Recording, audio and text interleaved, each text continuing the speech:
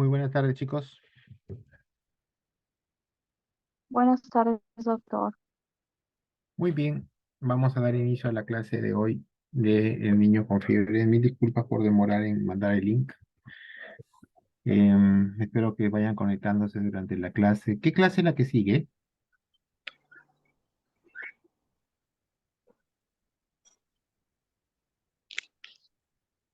¿Qué clase es la siguiente? Es sobre infecciones respiratorias altas, doctor. Ah, ok, ok, perfecto. Bueno, no hay problema. Esperemos terminar para las 3:30. Vamos a compartir la pantalla. ¿Dónde está? Aquí. Ok,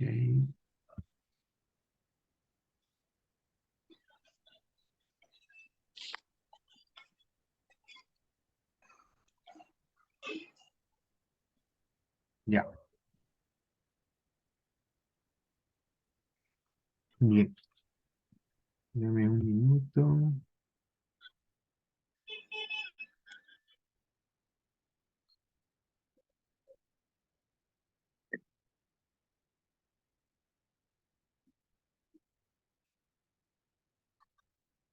Bien, nuevamente buenas tardes con todos, chicos. El tema de hoy es un tema que ustedes tienen que aprender a evaluar y a manejar, porque dentro de su práctica profesional, más si son pediatras, fiebre es el motivo de consulta más frecuente. La mayoría de enfermedades en los niños que acuden a emergencia eh, va a ser acompañados de un cuadro febril, ¿no? Y muchas veces lo que más preocupa a la familia es la fiebre. A veces no, mientras no tenga fiebre, no lo llevan a consulta. Aparece fiebre, se asustan y acuden a consulta. Entonces, evaluar la fiebre, entender la fiebre, se convierte de suma importancia en el médico, que tiene que aprender a educar a esa familia en relación a la fiebre. No se sorprendan ustedes cuando vean a una mamá que llega a consulta y dice, mi hijito lo traigo porque está con fiebre 2 días. ¿Qué más tiene, señora? Tiene dolor de garganta, tiene tos, tiene fiebre. Y la mamá le pregunta, mi hijo está con fiebre, tiene una infección, ¿verdad? Sí, señora, tiene una infección su niño. Doctor, deme el mejor antibiótico para mi hijo. Si es necesario, lo compro fuera, lo mando a traer. Entonces, lo que ustedes tienen que entender es que no toda infección significa necesariamente usar antibióticos. Si bien detrás de un cuadro febril mayormente está asociado un cuadro infeccioso, este no siempre es de etiología bacteriana. Sabemos que la mayor etiología de fiebre de infecciones en los niños son las infecciones virales, sean estas digestivas como diarreas o sean respiratorias como tos. Entonces, tenemos que ayudar a entender a la familia qué es la fiebre, qué significa la fiebre, cuándo tratar la fiebre y cómo manejar la fiebre. Ese es el objetivo de esta clase. Además de mostrarles qué hacer cuando de pronto solo el problema es fiebre y no encuentro un foco infeccioso, no encuentro una explicación para esa fiebre y es lo que nosotros llamamos fiebre sin foco. ¿Qué hacer allí? ¿No? Eh, y por qué es importante hacer una evaluación adecuada de estos pacientes. Vamos a ver cómo empezamos. Bueno, entonces nosotros vamos a valorar el niño con fiebre. Debemos saber qué significa fiebre, cuál es la etiología de la fiebre, cómo es que se produce la fiebre, cómo diagnosticamos y cómo hacemos el manejo de un niño febril sin foco y el tratamiento propio de la fiebre. Entendemos el niño febril como un síndrome y la fiebre es un síndrome, síndrome febril. ¿Y por qué decimos que es un síndrome? A ver, ¿quién me contesta esto? ¿Por qué la fiebre es un síndrome?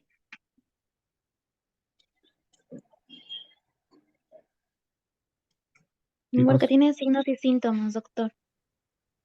Porque hay un conjunto de signos y síntomas que lo acompañan.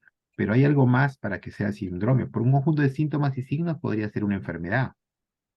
Es una etiología distinta. Eh, a ver, vamos a definirlo. Si yo tengo una enfermedad, es un conjunto de síntomas y signos producido por algo, un agente, por ejemplo, tifoidea. Tifoidea tiene fiebre, hepatomegalia, malestar, cefalea, ¿no es cierto?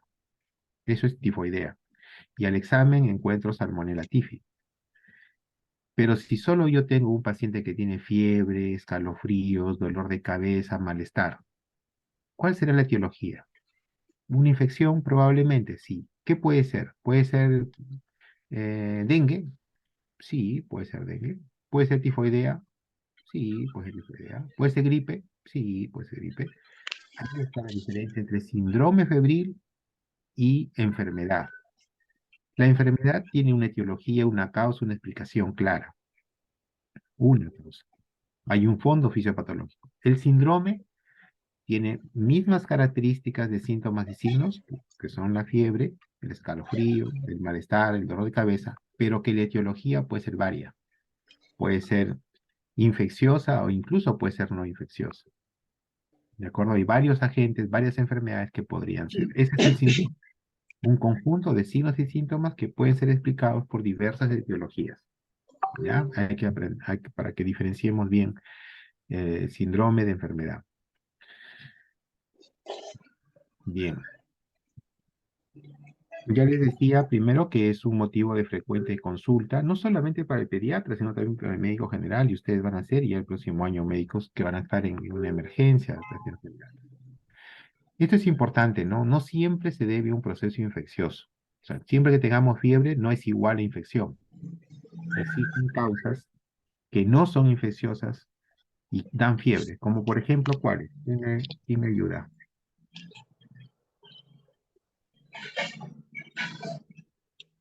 A ver, chicos, ustedes ya han estudiado Neoplasias, doctor. neoplasias, muy bien. Y en el niño, las neoplasias más frecuentes son las de sangre, las leucemia. La leucemia linfocítica aguda es la neoplasia más frecuente en el niño y una de sus manifestaciones puede ser fiebre. Y también tenemos otras causas que son las inmunológicas, ¿no? Las reumatológicas, como lupus, artritis reumatoide. Son enfermedades no infecciosas que generan cuadros febriles. En los niños, predominantemente, y mayormente, generalmente, son asociadas a infecciones virales. Existe un porcentaje importante que de 10 al 20% de niños que están con fiebre no se encuentra el foco de infección. Es decir, nosotros examinamos, evaluamos y no tienen foco de infección. Y es lo que llamamos fiebre sin foco. Y esto les aclaro porque hay que diferenciar de fiebre de origen desconocido. Son dos conceptos totalmente diferentes. Mientras que fiebre sin foco es una etiología aguda, reciente, de pocos días de evolución, en la cual después de una historia clínica y examen físico minucioso no encuentro la causa de la fiebre, la posible explicación de la fiebre de origen desconocido ya toma más tiempo, ¿no? Se requiere por lo menos de haber estudiado una semana a este niño con exámenes auxiliares para ver dónde está el foco infeccioso. ¿De acuerdo? Entonces, hay que diferenciar muy bien lo que es fiebre sin foco, enfermedad aguda, reciente, en la cual no se encuentra la etiología, y fiebre de origen desconocido, FOD, que sí requiere mayor tiempo, incluso por lo menos una semana de estudios. Anteriormente se hablaba de fiebre de 3 semanas de evolución, luego se cambió a 2 semanas de evolución, ahora los conceptos dicen que por lo menos fiebre de más de una semana en la que una semana se ha estudiado este paciente con exámenes auxiliares básicos. Mm, espérame. Vamos a ver qué cosa es fiebre. Fiebre definitivamente significa un aumento de la temperatura corporal, ¿no? Y que está en relación a una respuesta de defensa del huésped. Y este aspecto es bueno recalcarlo. La fiebre es un mecanismo de defensa, es un mecanismo de defensa. Y claramente se sabe que cuando tenemos fiebre, nuestros leucocitos se vuelven más activos, la diaperesis es más activa, la opsonización de las bacterias es más fuerte. Entonces, la actividad leucocitaria, linfocitaria de neutrófilos se ve incrementado notablemente para defendernos de los agentes externos, virales, bacterianos, micóticos, lo que ustedes quieran, parasitarios. Entonces, es un mecanismo de defensa. Nos sirve, nos defiende de las enfermedades que estamos sufriendo. Por lo tanto, en conclusión, no deberíamos pensar tanto en combatirla, o sea, en abolirla. No es un cuco, no es el monstruo de la enfermedad. Es un mecanismo de defensa y así es como los médicos debemos entenderlo, como un mecanismo de defensa. ¿De acuerdo? Y el gold estándar del diagnóstico es la temperatura rectal mayor o igual a 38 grados centígrados. Lo que hablábamos de fiebre sin foco es una enfermedad febril reciente, menos de 3 días, en la cual la fiebre no se sabe, a pesar de haber hecho una historia clínica y un examen físico cuidadoso. Para diferenciarlo de fiebre de origen desconocido, en la cual no hay localización, no sabemos dónde está el foco, pero se requiere de una semana de evaluación hospitalaria. Y hay que tener en cuenta el concepto de bacteriemia oculta. ¿Qué significa bacteriemia oculta? Significa que existe presencia de bacterias en sangre en un niño que está febril, pero que luce bien. O sea, el niño que luce bien, no se le ve tóxico, no se le ve mal, pero está con fiebre y tiene bacterias en sangre. Ese es nuestro temor. La bacteriemia oculta es un riesgo, porque esas bacterias que están circulando en sangre, que están causando fiebre, podrían localizarse en sistema nervioso central y dar una meningoencefalitis. Podrían localizarse a nivel pulmonar y tener una neumonía o a nivel renal y una pielonefritis, ¿me entienden? Entonces, es un riesgo tener bacteriemia. Y hay que identificar qué paciente cumple criterios de riesgo importantes que requieran en estos pacientes diagnosticar probable bacteriemia oculta y que necesiten un tratamiento antibiótico para evitar que se complique esta infección bacteriana.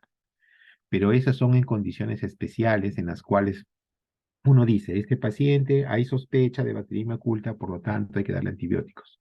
No estoy diciendo que a todo paciente con fiebre, que digo, puede tener bacterias en sangre, le voy a dar antibióticos, ¿no? La idea es que hay que hacer un diagnóstico adecuado para un manejo adecuado. Entonces, esta bacteriemia oculta les decía que puede generar lo que se llama infección bacteriana severa, ¿no? Como meningitis, sepsis, etc. Y un concepto importante de tener en cuenta es la apariencia tóxica. La apariencia tóxica significa un niño que no luce bien, que no luce bien. Y decimos en medicina luce tóxico. Pero debemos tener en cuenta qué cosa evaluamos para dar este criterio. Y eso lo van a adquirir con la práctica, conforme se formen y vean pacientes, ¿no? Y este chiquito lo mira y no, este paciente no luce bien, yo lo veo tóxico. ¿Y en qué me baso? Para decir ello, me baso en los tres sistemas más importantes. Sistema respiratorio, sistema cardiovascular y sistema circulatorio. Entonces, si yo veo un niño pálido, oceanótico, polimneico o bradimneico, sudoroso, frío, llenado capilar lento. ¿Vean? Todos son signos clínicos que se observan, se palpan, se tocan, que me dan con trastorno del sensorio, un nubilado. Definitivamente es un paciente que está muy grave con apariencia tóxica, con compromiso del sistema nervioso central, compromiso cardiorrespiratorio. Entonces, eso es lo que me hace el diagnóstico de apariencia tóxica, verlo letárgico, con pobre perfusión tisular, con cianosis y hiperventilación. Todos ellos son compromisos de los órganos que hemos mencionado, o sistemas que hemos mencionado. Bien, vayamos a la etiología. Cuando veo un paciente con fiebre, tengo que buscarle probables causas. Y acá tengo algunas alternativas. Un niño con fiebre, puedo examinarlo y encontrar signos de focalización. O sea, por ejemplo, viene un niño con fiebre y al examen, a la historia clínica y al examen encuentro que además tiene diarrea. ¿no? Diarrea, vómitos, dolor abdominal, heces con moco.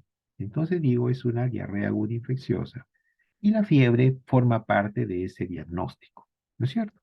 O viene un niño y me dice, vengo por fiebre, dolor de oído intenso, no ha dormido toda la noche, pongo el otoscopio y tiene una membrana timpánica eritematosa, opaca, protuida.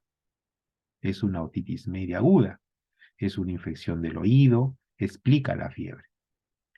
O a lo mejor viene una niña de 3 años que la mamá dice que la ve con fiebre desde ayer, que le está vomitando y además la ve inquieta, llora cuando va a orinar, está yendo al baño a cada rato, la orina huele mal, le hace un examen de orina y sale patológica.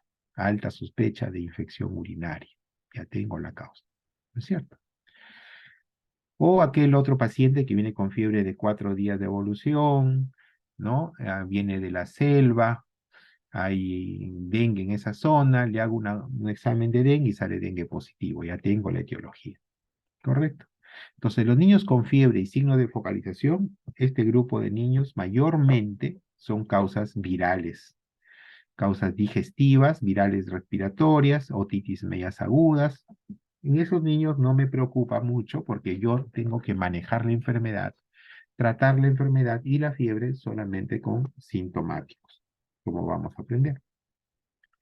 Otro porcentaje de niños, tenemos los niños con fiebre sin foco, y es lo que hablábamos, porque estos niños me preocupan. Estos niños con fiebre sin foco, algunos de ellos podría ser que se deba a una bacteriemia oculta, ¿de acuerdo? Entonces, esa es mi preocupación, los niños sin foco. Hubo algunos estudios que siguieron a los niños con fiebre sin foco, es decir, todos los niños que salían de emergencia, que habían ido por primera vez y que motivo de consulta era fiebre, y no había razón, eran fiebres sin foco, a esos niños se les siguió en el tiempo para ver qué terminaba haciendo, si después se determinaba la enfermedad. Y se vio que estos niños, la mayoría, seguían siendo infecciones virales. Es decir, los niños con fiebre sin foco también, la causa primera son infecciones virales.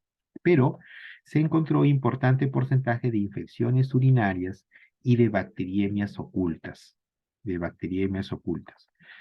Es por ello que importante en todo niño con fiebre sin foco, debo de descartar bacteriemia oculta y infección urinaria a partir de los estudios.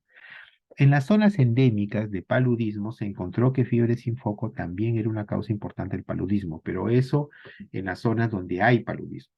Acá en Lima no hay paludismo endémico, así que no forma parte de diagnóstico ITU y bacteriemia oculta. Pero si estaríamos, por ejemplo, en Loreto, Puerto Maldonado, en Piura, ¿no?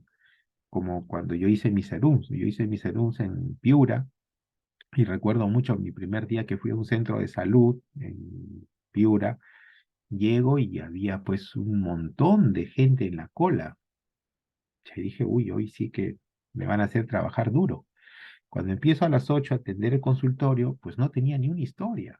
No había pacientes. 8:30, no tenía pacientes. Entonces dije, pero ¿dónde se fueron los pacientes? ¿O es que hay otro médico que me está haciendo la competencia? Yo sabía que era el único médico allí. Hasta que casi a las 9 viene el técnico con las historias clínicas y las coloca. Y las coloca y yo cuando abro y hago pasar me doy cuenta de que venían la mayoría por fiebre y todo paciente que venía con fiebre los mandaban al laboratorio a hacer examen de gota gruesa antes de entrar al consultorio.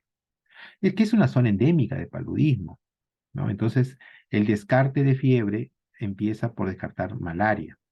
Entonces, ellos venían ya con su gota gruesa positiva, negativa, ¿no? Lo que era positivo era fácil para mí, pues entonces ya tenía el diagnóstico y el tratamiento. Lo que era negativo, a paludismo tenía que ver porque era la fiebre, a lo mejor tenía faringitis, a lo mejor tenía una neumonía, etcétera, etcétera. Entonces me aliviaba mucho el trabajo en consultorio.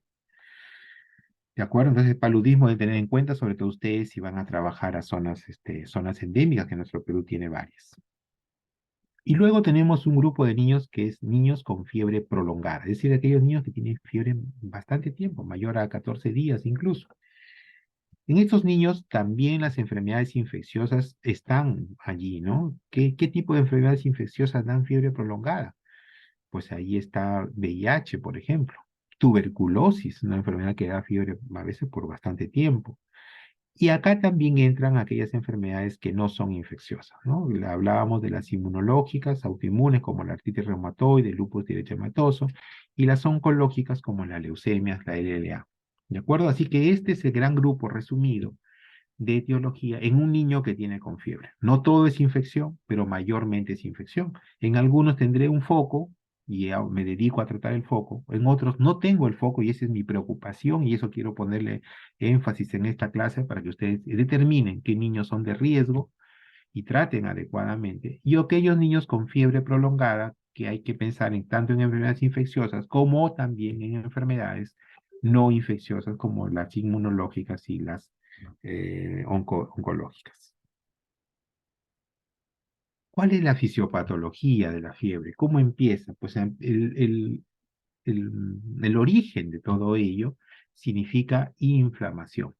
Hay una infección o una inflamación, porque, por ejemplo, una infección, estoy haciendo referencia a que hay un agente infeccioso detrás que está generando una inflamación, pero una inflamación tampoco no solo requiere un agente infeccioso, puede ser una irradiación, puede ser un trauma, un golpe solar, por ejemplo, un golpe de calor, puede generar inflamación y dar como manifestación fiebre.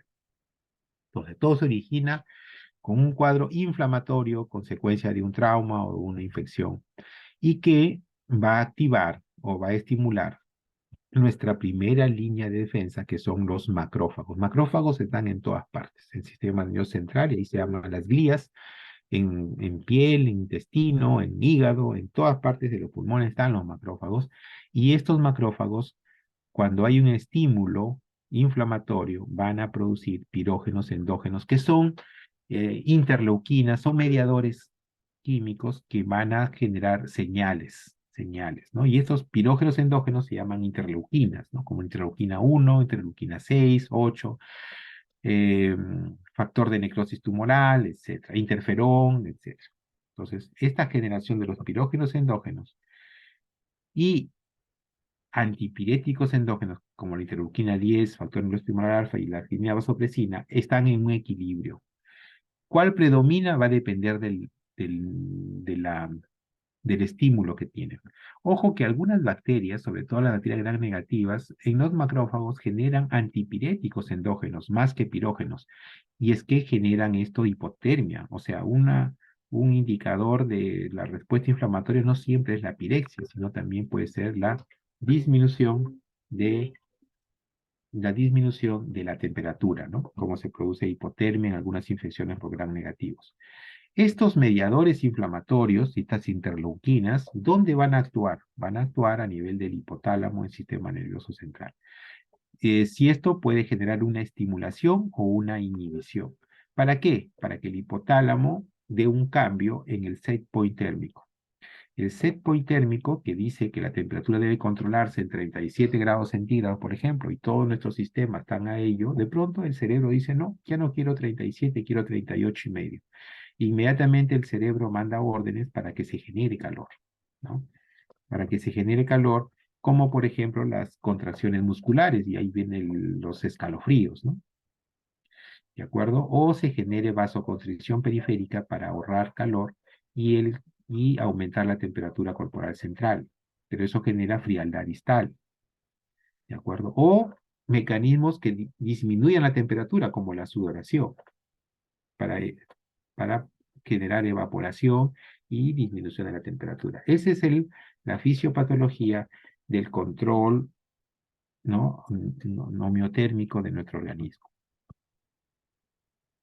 La fiebre tiene consecuencias positivas y negativas, es verdad. La fiebre tiene consecuencias positivas y negativas. Vamos a examinar primero las positivas.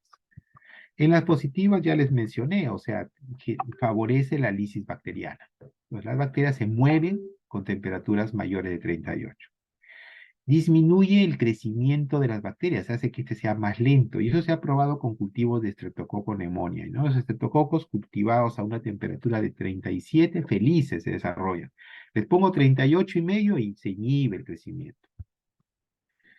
Y la respuesta inmunológica, lo que le decía, la movilidad de los leucocitos, la diapedesis, la actividad fagocítica, todo se ve favorecido con temperaturas mayores de 38. Pero no todo es felicidad, también hay consecuencias negativas de la fiebre. Por ejemplo, se ha visto que los pacientes que tienen temperaturas mayores de 40,5, que son fiebres muy altas, la supervivencia es menor. O sea, de pronto el sistema inmunológico se ve activado, favorecido por temperaturas mayores de 38, pero hasta menos de 40. Temperaturas mayores de 40 ya son perjudiciales para la respuesta inflamatoria. ¿Ya? Ahí está, la respuesta inmune se disminuye para temperaturas mayores de 40. ¿Y qué cosa hemos observado? Que cuando hay fiebre, el gasto metabólico se incrementa. Recuerden que hay más taquicardia, polipnia, el metabolismo se ve incrementado. Y hay pacientes que tenemos su gasto metabólico en el límite. Por ejemplo, tengo un chiquito con EPOC, con una fibrosis pulmonar, que está oxigenando a las justas. De pronto tiene fiebre, se descompensa. O un paciente cardiópata, un paciente con insuficiencia cardíaca, que está controlado, pero el hecho de tener fiebre aumenta su gasto metabólico y lo descompensa llevándolo a una insuficiencia cardíaca. ¿De acuerdo? Entonces, esto genera, además que la fiebre genera malestar. O sea, en muchos pacientes, dolor de cabeza, náuseas, vómitos, intranquilidad, entonces genera ya malestar, disconfort, ¿no? Disconfort. Se vuelven más irritables y en algunos pacientes podría desencadenar convulsiones, sobre todo en pacientes susceptibles a convulsiones febriles. ¿Cómo hacemos el diagnóstico? El diagnóstico, como siempre, tiene que ver primero con valorar la fiebre. ¿Y cómo valoramos la fiebre? Cuantificando la temperatura. Es por eso que debemos medir la temperatura. Y luego determinar la causa. Y la causa, como todo en medicina, se determina con dos grandes herramientas que tenemos, la historia clínica y el examen clínico, o sea, haciendo una adecuada anamnesis y una adecuada evaluación. Y para la historia clínica necesitamos saber cómo fue el inicio, la evolución de la fiebre, si ha habido contacto con enfermos, tiene todas sus vacunas o no, antecedentes neonatales, si tiene enfermedades de fondo, qué tratamiento ha recibido y valoraciones del riesgo. Y para esto hay varios criterios que ustedes pueden revisar en la bibliografía, ¿no? Los criterios de Rochester, de Boston o de Filadelfia. Y lo que hacen ver más que todo es cómo es, si hay o no compromiso cardio, respiratorio y neurológico. Es decir, cómo está su estado sensorial, su estado de ánimo, cómo está su frecuencia respiratoria, cómo está su frecuencia cardíaca, cómo está su circulación periférica. Todo eso, ese análisis lo hacen mediante estos criterios que ustedes pueden revisar. Y finalmente, pedimos exámenes auxiliares que nos ayuden a discriminar este cuadro febril. Y en el laboratorio es importante que pidamos hemograma. ¿De qué nos sirve el hemograma? ¿Por qué lo pedimos ante cuadros febriles? Porque queremos ver la respuesta inflamatoria a este probable efecto inflamatorio, ¿no? Infeccioso de fondo. Y nos ayuda mucho los leucocitos, ¿no? Si tenemos leucocitosis, decimos hay una respuesta inflamatoria. Luego, el examen de orina, pues como les decía, es importante porque una de las causas importantes de la fiebre sin foco es las infecciones urinarias. Pedimos marcadores inflamatorios como el PCR, que es la proteína C reactiva, y la velocidad de sedimentación globular, y la procalcitonina, si tenemos acceso a ello, porque nos va a marcar qué grado de respuesta inflamatoria tenemos, ¿no? Nosotros sabemos que si tengo una PCR mayor de 60, probablemente sea la etiología bacteriana. Si tengo una PCR menos de 30, probablemente sea viral. La gran duda es entre 30 y 60. Puede ser viral, puede ser bacteriana, no me ayuda mucho. ¿De acuerdo? La procalcitonina aumenta más específicamente en cuadros bacterianos que virales, ¿no? Y si tengo diarrea, los leucocitos fecales también me van a ayudar. Si yo tengo un niño con diarrea y con leucocitos mayores de 20, me está diciendo que probablemente la etiología sea bacteriana. Definitivamente los cultivos de orina, de sangre o de líquido cefalorraquídeo me van a ayudar a identificar el germen. La desventaja de los cultivos es que demora. Un cultivo de orina puede durar 3 a 5 días, un cultivo de sangre una semana, ¿de acuerdo? Y los estudios de líquido cefalorraquídeo es el estudio más importante para detectar o descartar infección del sistema nervioso central. Muy importante el estudio de líquido cefalorraquídeo. Y las imágenes, sí, me van a ayudar si yo tengo, por ejemplo, signología respiratoria, un paciente que está polimnéico, hay que tomar una radiografía, de repente hay una neumonía oculta, una neumonía circular, etcétera, ¿no? Redonda que llamamos. Otras como ecografía o tomografía, si se dispone, podrían ser de ayuda.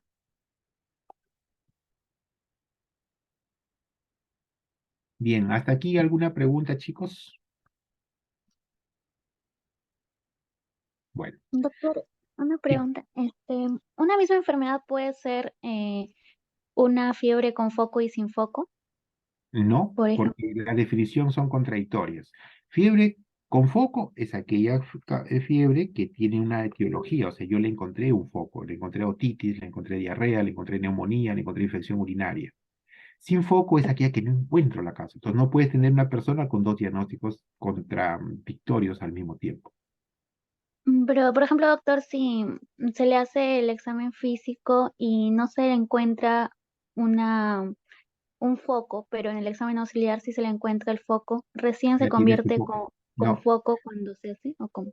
no, recuerda que si yo tengo un paciente con fiebre sin foco, si yo no encuentro la causa. Si yo tengo un paciente que viene, lo examino y no encuentro la causa, digo fiebre sin foco. Le pido exámenes y encuentro una alta sospecha de infección urinaria, ya no, ya el fiebre sin foco salió y entra sospecha de infección urinaria. Ok, o sea, como que cambia con el transcurso del Claro. manejo. Por Digamos, ¿no? ejemplo, una fiebre de origen desconocido. No sé qué cosa es porque ya lo estudié y de pronto hago una biopsia y encuentro que tiene un absceso hepático.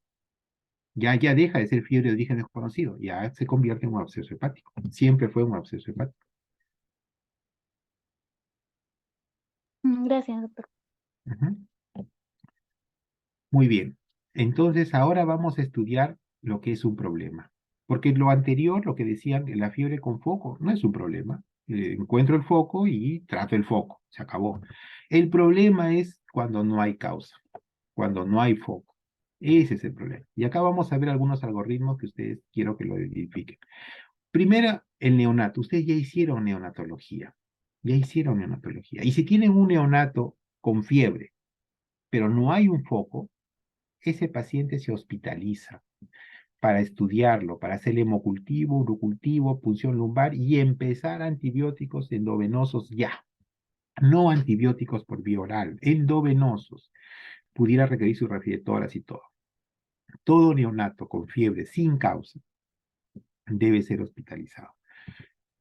Ahora, hay neonatos que sí tienen una explicación, no es sin causa. Por ejemplo, ustedes han aprendido que un neonato a lo mejor se deshidrata, no toma leche, baja de peso más del 15% y puede hacer fiebre por hipernatremia. Entonces, yo sé que es un problema de deshidratación, no ha tomado leche, pesó 3,5 kilos y ahora está pesando 2,9 kilos. ¿Qué pasó? No tomó leche este chiquito y está con 38 de temperatura. Entonces, digo, probablemente sea una hipernatremia. Puedo darle a hidratarlo, lo hidrato, le doy su leche, lo hidrato bien y la fiebre desaparece y se acabó el problema. Entonces, ese neonato solo requiere observación y reevaluación en 24 horas. Ahora, los neonatos, los lactantes. ¿Qué pasa con los lactantes de uno? Creo que esto no me está tapando esto acá. Los lactantes de 1 a 3 meses. Ya no son neonatos. De 1 mes a 3 meses que están sanos y tienen fiebre sin foco. Este es un problema. Estos son de mis mayores dificultades. Porque estos lactantes menores de 1 a 3 meses que tienen fiebre sin foco puede, puede ser una bacteriemia. Entonces, lo que yo primero que veo, tienen que valorar criterios de bajo riesgo. ¿Cuáles son los criterios de bajo riesgo de estos lactantes pequeños? Que tengan apariencia sana, que no tengan un foco, que los leucocitos estén entre 5,000 y 15,000, que no tengan desviación izquierda, que el examen de orina sea normal y si tiene diarrea, los leucocitos fecales menos de 10. Es decir, los criterios de bajo riesgo de un lactante pequeño pasan por hacerle exámenes de sangre y de orina por lo menos. Si hay deposiciones sueltas, examen de esas. Si esos exámenes y mi examen físico es normal, digo, tiene criterios de bajo riesgo. Pero si no tiene criterios de bajo riesgo, este paciente se tiene que hospitalizar para lo mismo, para tomarle cultivos, hemocultivo, urocultivo, puede ser punción lumbar también, y darle antibióticos parenterales. Es decir, si yo tengo un lactante de 1 a 3 meses que su hemograma está en 18.000 leucocitos, tiene desviación izquierda, por ejemplo, ese paciente se hospitaliza por el riesgo que tiene de tener bacteriemia y hacer una infección severa posteriormente. En cambio, si cumple con los criterios de bajo riesgo, cumple con todos, el manejo puede ser ambulatorio. Y el manejo ambulatorio incluye que se le haga cultivos, hemocultivos, urocultivos y observarlo. O otra opción sería incluso darle una primera dosis de ceftriaxona y reevaluarlo a las 24 horas con los resultados. ¿Ya? Entonces, conclusión, lactantes pequeños, menores, se ve criterios de bajo riesgo. Si no cumple esos criterios, se hospitaliza y tratamiento. Y si los cumple, tengo que tomarle cultivo de todas maneras y observarlo o ponerle una primera dosis de ceftriaxona y reevaluarlo de todas maneras a las 24 horas. Lo más común que ustedes van a tener en su práctica son los niños de 3 a 36 meses, que es previamente sano, con fiebre sin foco y apariencia no tóxica, o sea, se les ve bien, se les ve bien. Eso es lo más común, estos son los más comunes. En ellos se van a preguntar, ¿su temperatura es mayor de 39 o es mayor de 30? Si la temperatura no es más de 39, ese paciente se puede ir de alta, solamente con tratamiento para la fiebre con paracetamol, ibuprofeno. Se les da indicaciones que retornen si la fiebre dura más de 48 horas o si hay condiciones clínicas que lo ameritan. Entonces, ese paciente no requiere exámenes auxiliares. Pero si tiene temperatura más de 39, se le tiene que hacer hemograma y examen de orina por lo que les he explicado. Y si el hemograma está alterado, se toma hemocultivos y se empieza antibióticos vía oral. Si el examen de sangre está normal, se le va de alta y se le revalúa en 24 a 48 horas. El examen de orina está patológico, se dice que sospecha de infección urinaria y se le da tratamiento para infección urinaria y se le revalúa con el resultado del urocultivo. Es decir, si el examen de orina sale patológico como leucocituria o esteroideas leucocitaria o nitritos en orina, al paciente se le debe tomar un urocultivo y empezar antibióticos y reevaluarse con el resultado del urocultivo. Si el examen de orina es normal, entonces no se le da ningún antibiótico y se reevalúa cómo evoluciona. ¿De acuerdo? Luego tenemos el neonato el lactante de 3 a 36 meses con fiebre sin foco, pero tiene apariencia tóxica. Acá no hay dudas. Si tiene apariencia tóxica, ese paciente se hospitaliza de frente y se hospitaliza por sospecha de sepsis y se le hace todo un seguimiento, exámenes y manejo como si fuera sepsis. Recuerden, niño de 3 a 36 meses con fiebre sin foco, pero apariencia tóxica, se hospitaliza para estudio, exámenes y antibióticos. No hay otra forma. Y los antibióticos son de amplio espectro como ceftriaxona o ampicilina más aminoglucósido y se les evalúa con los resultados en 24 a 48 horas. Ahora vamos al tratamiento. El tratamiento, primero preguntarnos, ¿por qué no bajar la fiebre? Ya lo hemos dicho, ¿no? La fiebre es nuestro aliado, es nuestro mecanismo de defensa. No la bajamos, ¿por qué? Porque mejora su respuesta inmunológica, porque disminuye el crecimiento de virus y bacterias, y por ahí alguien puede decir, tratar la fiebre prolonga la enfermedad. Lo que pasa es que se vio en un estudio en niños con varicela. Hubo dos grupos de niños con varicela. Un grupo al cual se le daba antipiréticos en horario. Ya tienes varicela, toma tu paracetamol cada 6 horas. Y otro grupo que se dijo, no, dale fiebre, dale paracetamol solo si es que es más de 38 la temperatura. 38,5. Se vio que el grupo de niños que recibían paracetamol solo cuando la temperatura era mayor de 38,5, la enfermedad duró menos. ¿Por qué? Porque tuvieron una mejor respuesta. Esa es la explicación. Y ahora, ¿por qué bajar la fiebre? Básicamente bajamos la fiebre para aliviar el disconfort, para prevenir complicaciones en aquellos pacientes crónicos con cardiopatía o neumopatía, ¿no? Para evitar las convulsiones febriles en los pacientes susceptibles, ¿no? Y sabemos que temperaturas mayor de 40 en realidad ya no son benignas, ¿no? Mayor de 40 ya no nos ayudan y mayor de 41 son peligrosas.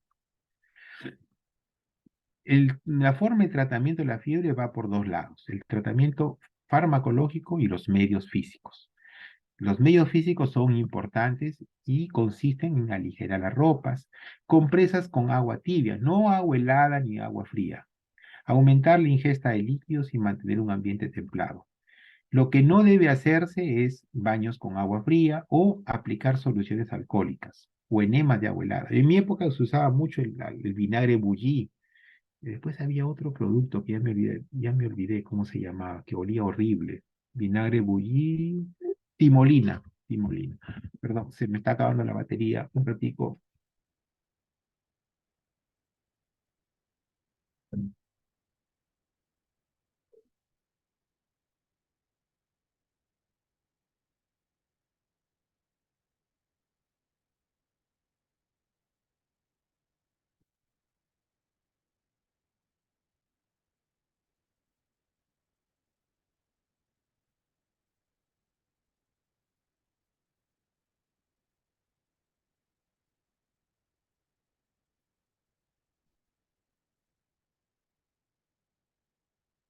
Ah, las justas, ya, puse el cargador. ¿Se escucha? Sí, doctor. Ah, perdón. Entonces era timolina, ¿no? Timolina leonar, es una antigua, junto con el vinagre bullí que se usaba para bajar la fiebre. Ya no se recomienda, no debe usarse, ¿no? Y el tratamiento farmacológico. El tratamiento farmacológico es lo que ustedes tienen que manejar, saber manejar. Y en pediatría no es tan fácil como adulto. Toma tu pastilla para paracetamol, toma una pastilla, toma dos pastillas. No, acá en pediatría tienen que ustedes decir a la mamá, paracetamol en gotas, doctor, ¿cuántas gotas? En jarabe, ¿cuántas cucharitas? Media cucharita, un cuarto, etcétera, etcétera. Entonces tienen que calcular la dosis, ¿no? Según la presentación del medicamento. Eso es importante. El primer fármaco que salió para el control de la fiebre fueron los salicilatos. Y los salicilatos, pues el más conocido es el ácido acetil salicílico, que es el Bayer lo produce como aspirina. Es famoso, se volvió millonaria la Bayer con ese medicamento. Y los salicilatos están en primer lugar para decirles no usar para control de fiebre en niños. En pediatría tenemos mucho respeto a los salicilatos. Yo no digo que no se use en pediatría, es más, lo usamos, tiene un uso específico. En una enfermedad que se usa y se usa, incluso anteriormente usábamos dosis altas de salicilatos.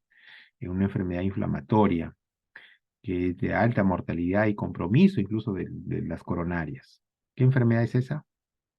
¿Alguien sabe? ¿Me vas aquí, doctor?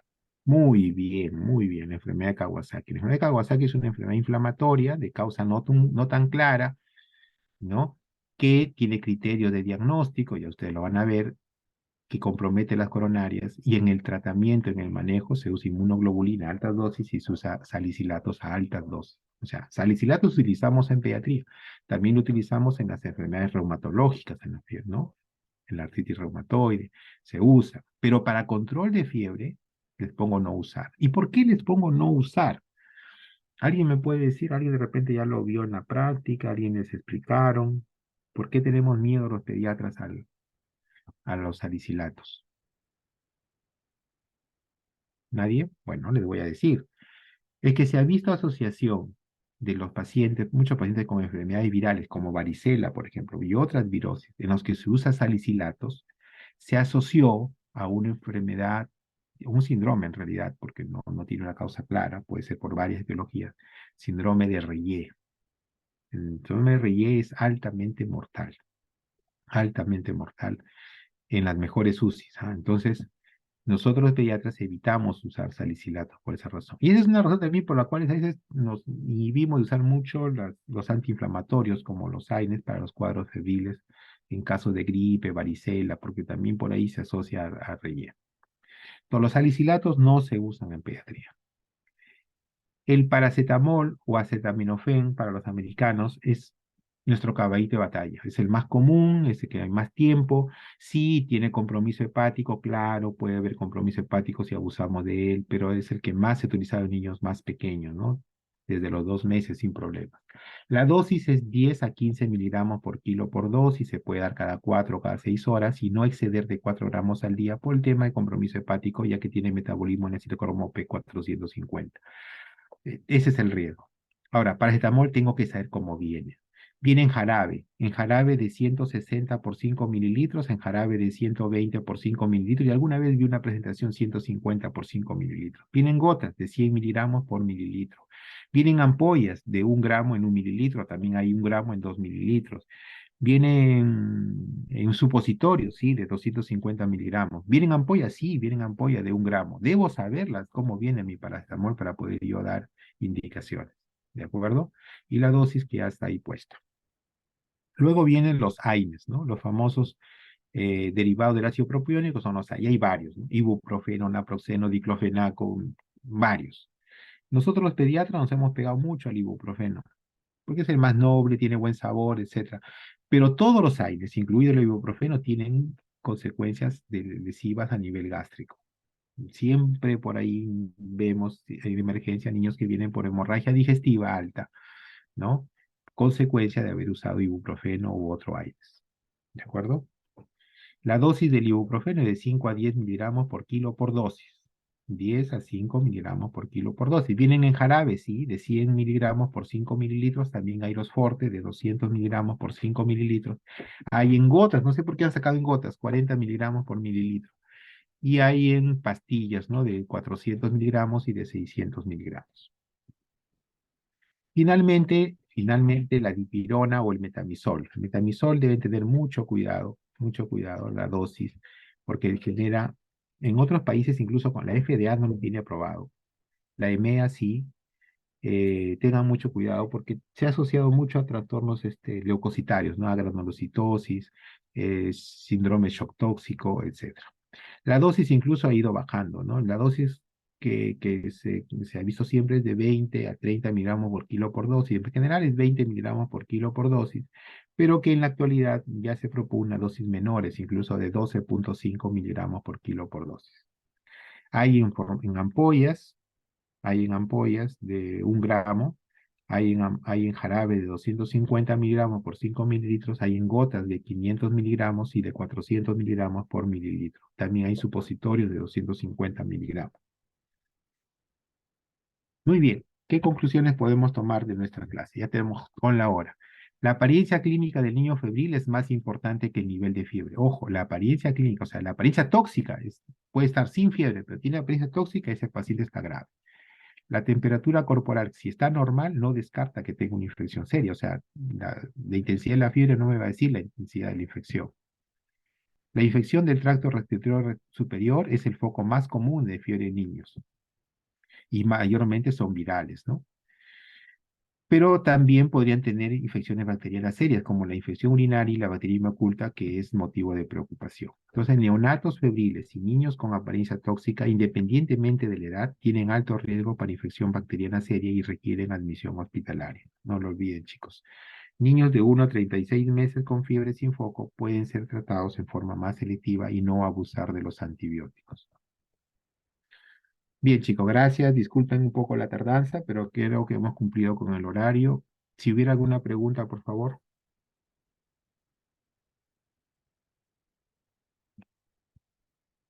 Doctor, una duda, no escuché bien. En el caso de la bacteriemia oculta, se le daba si se diagnostica una bacteriemia oculta, se le da antibióticos. Bueno, si tienes sospecha de bacteria oculta, tienes la obligación de tomar cultivos, hemocultivos, digamos, y empezar antibióticos. Definitivamente. Si tienes sospecha, por ejemplo, de un niño que viene con fiebre sin foco, luce bien, lo examina, no encuentras nada, le tomo examen de hemograma, examen de orina, y en el hemograma me sale 20.000 leucocitos con desviación izquierda, este paciente tiene sospecha alta de bacteriemia oculta, le tomo un hemocultivo y empiezo antibiótico. Gracias, doctor. Muy bien.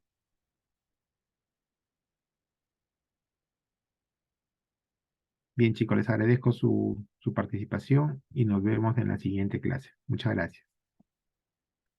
Gracias, doctor. Gracias, doctor. Gracias, doctor.